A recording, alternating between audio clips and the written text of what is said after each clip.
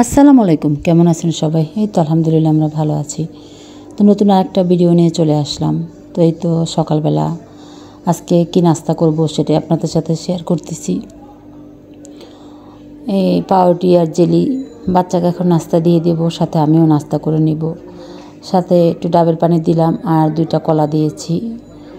খায় না ও সব কিছু, তারপর ওকে দেই যদি একটু খায়, কারণ বাচ্চারা যদি না খায় দেখবেন একদম ভালো লাগে না। সামনে দেই যদি একটা কলাও খায় তা ওর গায়ে লাগবে, শরীরে লাগবে, সেজন্যই দেওয়া। আর অবশ্যই আমার বাচ্চাটাকে দেখে সবাই মাশাআল্লাহ বলবেন। তো ওকে নাস্তা দিয়ে আমি এই ফাঁক দিয়ে নাস্তা খেয়ে নিচ্ছি। তো নাস্তা করে আমি আজকে পেঁয়াজ আর আদা ব্লেন্ড করব।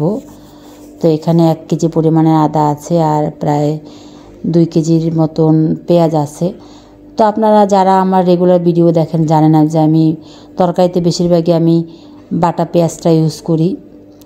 তো আমি একবারে ব্লেন্ড করে নেই, যে বারবার ব্লেন্ড করতে খুব ঝামেলা হয়ে যায় রান্না করতে গেলে। তো আমি একবারে করে নেই, যতদিন শেষ না হয়, আবার শেষ হলে আবার নতুন করে নেই। তো আর আদাটাও আমি ওইভাবেই করে নিই, রসুনটাও করে নিই। তো রসুন আমার যেহেতু করা আছে সেজন্য আমি আজকে আর ব্লেন্ড করব না। তো এই 2টা আমার প্রায় শেষ, সেজন্য আমি এই 2টাকে আমি এখন আবার রেডি করে নিচ্ছি। আজকে দুপুরের তেমন কোনো রান্না নেই, আপনাদের ভাইয়া চলে আসছে অফিস থেকে। তো সে বললো যে বাইরের থেকে খাবার নিয়ে আসবে, সেজন্য আমার এরকম রান্নার কোনো প্যারা নেই।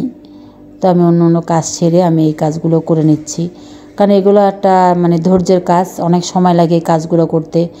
ঘরের গৃহিণীরা যারা করেন তারাই জানেন যে কতটা সময় লাগে সব কিছু গুছগাছ করে সব এইগুলো ম্যানেজ করাটা।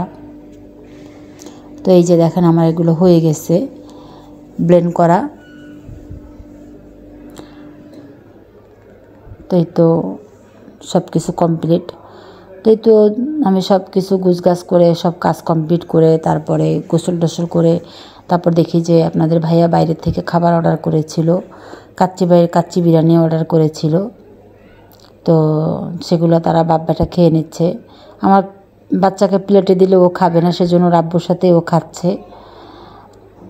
আর আমি তো তেমন একটা পছন্দ করি না বিরিয়ানিটা, আমার সাদা ভাতটাই বেশি পছন্দ।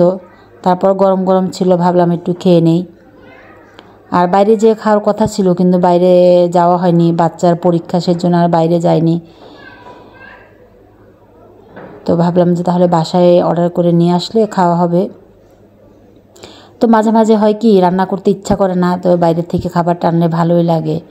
সবসময় তো আর বাইরে যাওয়া খাওয়া সম্ভব হয় না। তো এই তো ভিডিওটা যদি ভালো লাগে অবশ্যই লাইক কমেন্ট করবেন আর অবশ্যই ভিডিওটা শেয়ার করে দিবেন। সবাই ভালো থাকবেন আর আমাদের জন্য দোয়া করবেন। আল্লাহ হাফেজ, আসসালামু আলাইকুম।